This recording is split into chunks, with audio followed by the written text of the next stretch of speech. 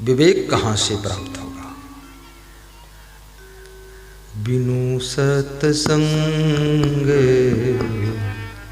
विवेक न होई, बिनु सत्संग विवेक न हो।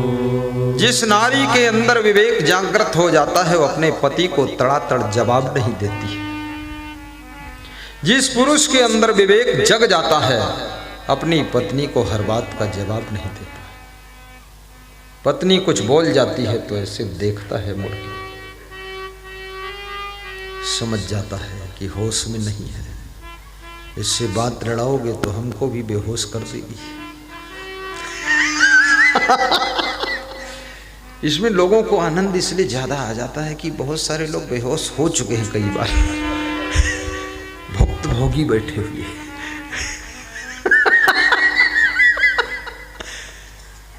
बात लड़ाना नहीं है, खास रिश्तों में बात नहीं लड़ाना चाहिए, दिल मिलाना चाहिए।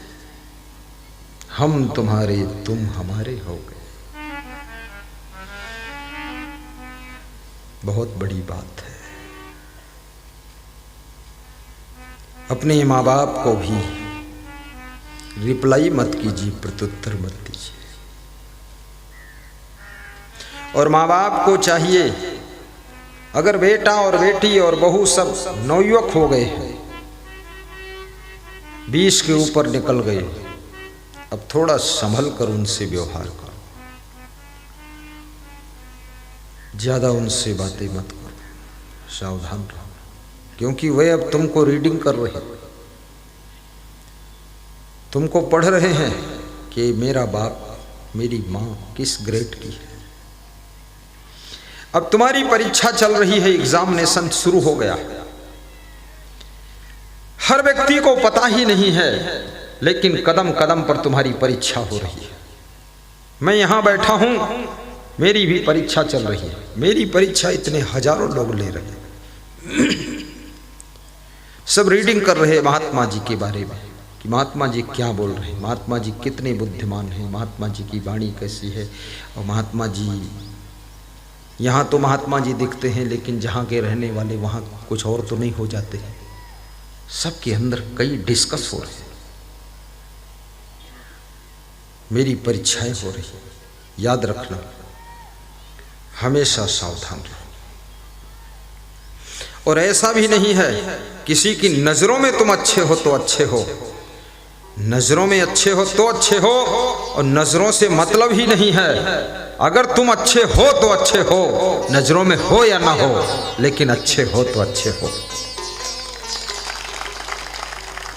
हीरा हीरा है, चाहे उसको अंगूठी में जड़ाइए, चाहे कीचड़ में डाल दीजिए, लेकिन हीरा हीरा रहता है। हीरा परा बाजार में रहा छार लपटाए, कितने मूर्ख पचमुए कोई पारख लिए उठाए।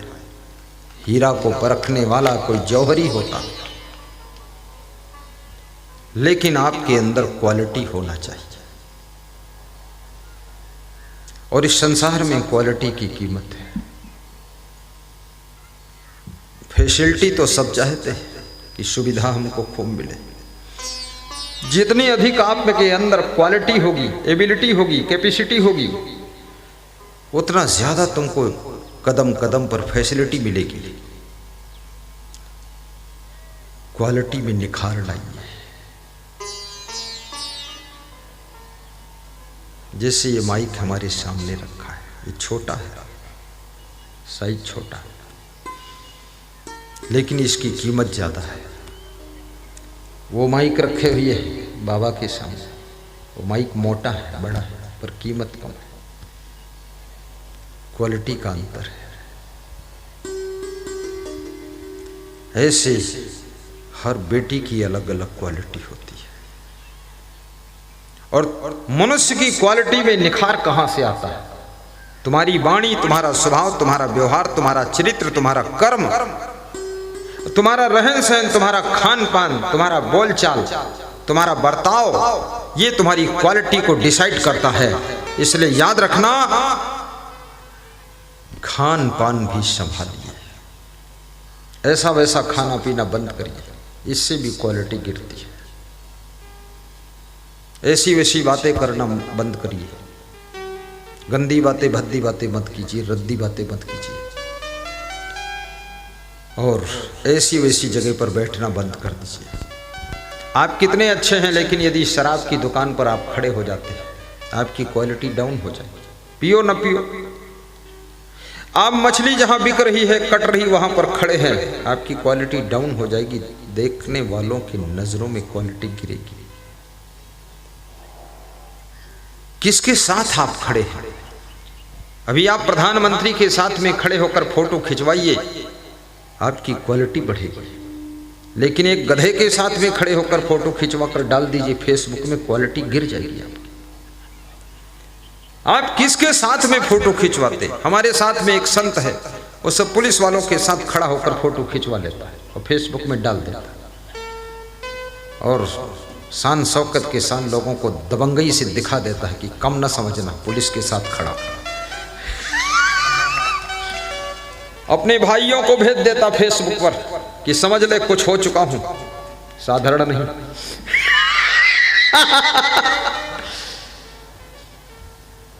वास्तव में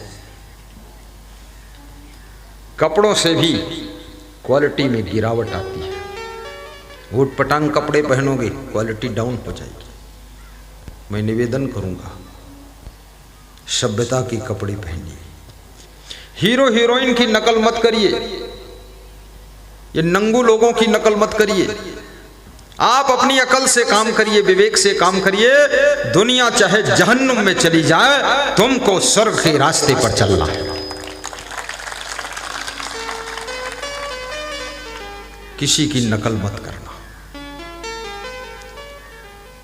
अपनी जिंदगी को सद्गुणों से, सदाचार से सजाइए। इतना सुंदर बनाइए जिंदगी। चेहरे से आप सुंदर नहीं होते हैं जितना कि आप चरित्र से सुंदर होते हैं। भगवान राम का चेहरा नहीं सुंदर था, सांवला था, लेकिन उनका चरित्र सुंदर था, जिसके कारण घर घर में राम की पूजा होती है, घर घर में राम की रामायण पढ़ी जाती है, और अयोध्या में राम का बहुत बड़ा मंदिर बनने जा रहा है। ताली जोर से बजाया करो, फिर से बजा के दिखाओ। ताली बजाने में भी क्वालिटी है। ये भी क्वालिटी का काम है। अब मेरे को बजाना होता जानते, फिर दमदारी से बजाता। बस अब तुम बजाते हो, हाँ, लगता है उसमें चटनी चटपटा रहे हो। जोर से बजाना चाहिए। ताली भी जोर से बजाओ। ये पॉइंट होते सब एक को पंक्चर हो जाते पॉइंट। इससे नींद अच्छी आएगी, सिर दर्द नहीं होगा, कमर दर्द नहीं होगा, घुटना दर्द नहीं होगा। और ये ताली अगर जोर से तुमने बजा दिया तो याद रखना, बुद्धि को साग्रता को प्राप्त करेगी। बजा के देखिए, आज दिन भर बजाइए, रातों रात बुद्धि बढ़ेगी।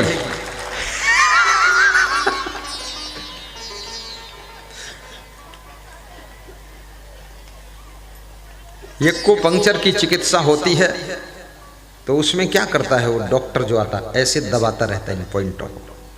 बताता है यहाँ दबा दूंगा सिर दर्द खत्म हो जाएगा, यहाँ दबाऊंगा पेट दर्द खत्म हो जाएगा, यहाँ दबाऊंगा घुटना दर्द खत्म होगा। तो मैंने कहा कि तू सारा दर्द खत्म कर देगा दबा दबा के। वो खत्म भी करता है। और ये जब बजाते हो ना, इससे हार्ट, लीवर, किडनी, ब्रेन, ये सब एक्टिवेट हो जाते हैं। और जोर से हंसने से पूरी बॉडी का स्टेमिना पावर और पूरी बॉडी के अंदर एंटीबायोटिक तैयार होता है, एंडोडर्फिन्स केमिकल निर्मित होता है, जिससे पूरा शरीर रोगों से लड़ने के लिए समर्थ हो जाता है। ये कोई साधारण बात नहीं है। ये जो कोरोना बता रहे हैं ना, ये कोरोना काल में आप 5 किलोमीटर जोर से पैदल चलिए, भोजन थोड़ा कम कीजिए, हाथ मुंह को बार बार धोते रहिए और जोर से हंसिए और ताली बजाइए। 80% आपको कोरोना नहीं हो सकता। ज़्यादा सबको छुओगे, मुंह में मुंह लगाओगे, हीरो हीरोइन के लिए बहुत बड़ी समस्या कोरोना ने पैदा कर दिया है, क्योंकि हीरो हीरोइन एक दूसरे का मुंह चाटते थे। हाँ, वो जैसे भैंस और भैंसा चाटते हैं ना, ऐसे चाटते थे। मैं सोचता हूँ ये पूर्व जन्म का भैंस भैंसा रहा क्या, मुंह चाटता है। अब कोरोना ने कहा चाटने नहीं दूंगा। और ये मुंह चाटने को, गाल चाटने को लोग कहते ये बड़ा प्यार हो गया। प्यार हो गया कि भैंस भैंसा हो गया। कभी नहीं चाटना है। अरे मुंह में लार है, थूक है, गाल में पसीना है, किसी गाल भी छूना नहीं चाहिए। उसको क्यों छूना है? कभी नहीं छूना है। छुई सराहयो बतलावे, छठवा अंश पुण्य बटी जावे। छुई सराहयो बतलावे, छठवा अंश पुण्य बटी जावे।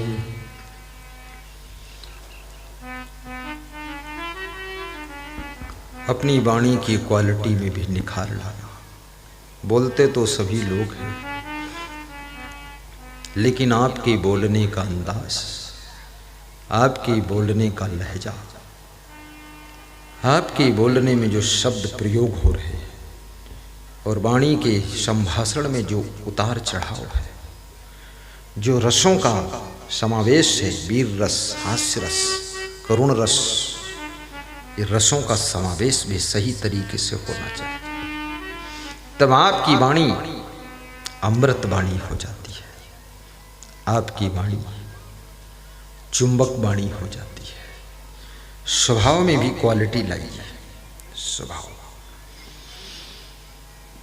प्रसन्न स्वभाव बनाइए, अनुशासन प्रिय स्वभाव रखिए, सरल स्वभाव, मधुर स्वभाव, विनम्र स्वभाव, सहनशील स्वभाव, गम खाने का स्वभाव। कितने लोग थोड़ी सी भी गम नहीं खा पाते। सासू ने जरा सा कुछ कह दिया, बस बहू एक कोने में बैठ करके रो रही है। क्यों रो रही हो? सासू ने कुछ कहा है तो सह लेती। हमको इतना कभी किसी ने नहीं कहा है। अरे ये मत बोल, सुन ले, चुपचाप सह ले, फालतू बात मत कर, नखराबाजी छोड़। ये तेरा मायका नहीं, ये ससुराल है, यहाँ डबल डबल इंजेक्शन लगते रहते हैं।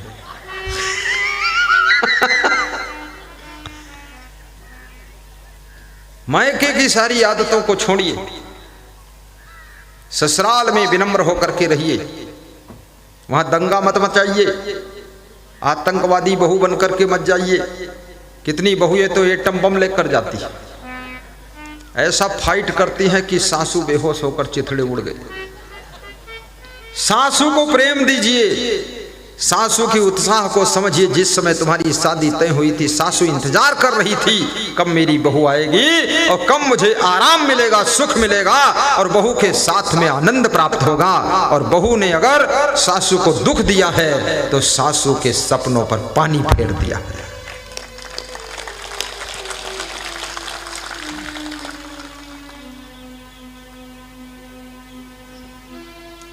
और बहू के अंदर भी सपने होते हैं कि ससुराल जाऊंगी, बहुत सुख मिलेगा, वहां पति देव मिलेंगे।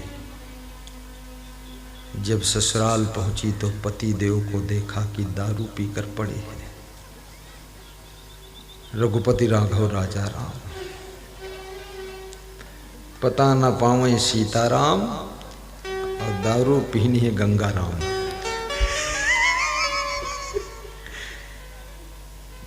शराब पीने वाला पति अपनी पत्नी को कभी सुख शांति नहीं प्रदान कर सकता है। इसलिए मैं निवेदन करूंगा, दारू का सेवन मत करना। पीना है सत्संग की शराब पियो। सत्संग इतना सुनो, इतना सुनो, इतना सुनो, अज्ञान के बादल सभी छट जाने चाहिए और ज्ञान का सूर्य प्रकट हो जाना चाहिए।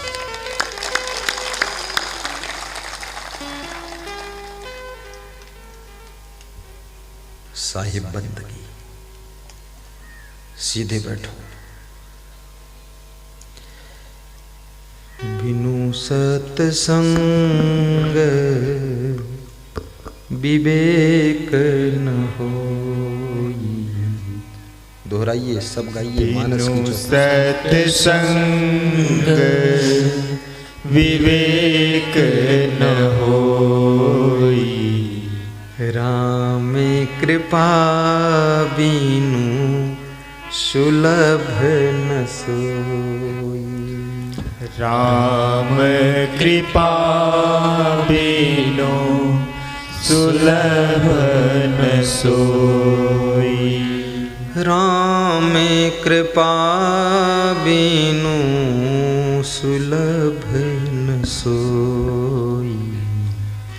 राम कृपा बिनु सुलभ न सोई। बिनु सत्संग विवेक न होई। बिनु विवेक की कोई उम्र नहीं होती है। विवेक न विवेक की कोई जाति नहीं होती है। राम विवेक का रिश्ता नर नारी से नहीं होता है। सुलभ जो सत्संग में डूब जाएगा उसके भीतर विवेक का कमल खिल जाएगा। सुलभ न सोई। और जब विवेक आपके अंदर जागृत होगा तो उसकी पहचान होगी कि आप अपने क्रोध को काबू करेंगे।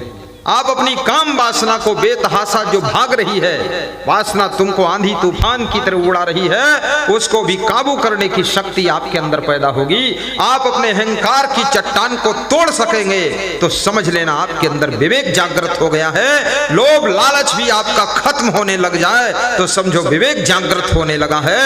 आपकी मोह ममता भी समाप्त होने लग जाए, केवल शुद्ध प्रेम पैदा होने लग जाए तो समझना कि विवेक उदय हो रहा है।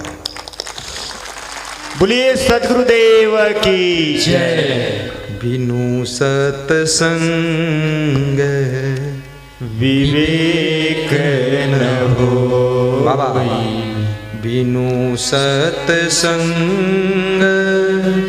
विवेक न होई। राम कृपा बिनु सुलभ न सोई। गुरु कृपा बिनु सुलभ न सोई। बिनु विवेक सुखी नहीं कोई। बिनु विवेक सुखी नहीं कोई। बिनु सत्संग विवेक न होई।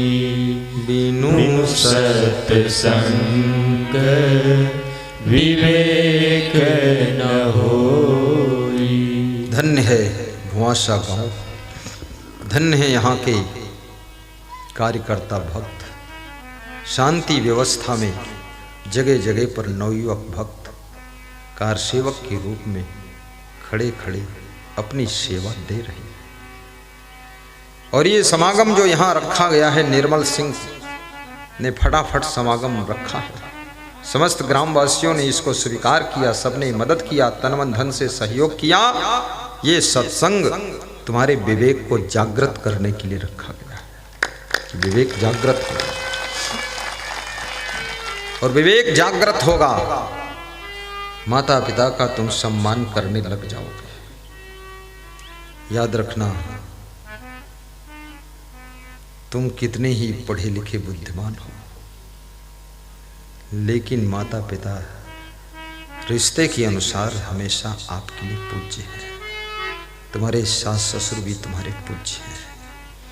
शिष्य कितना ही विद्वान हो, लेकिन उसके गुरु उसके लिए पूज्य ही होते हैं। ये रिश्ते इतने महान हैं।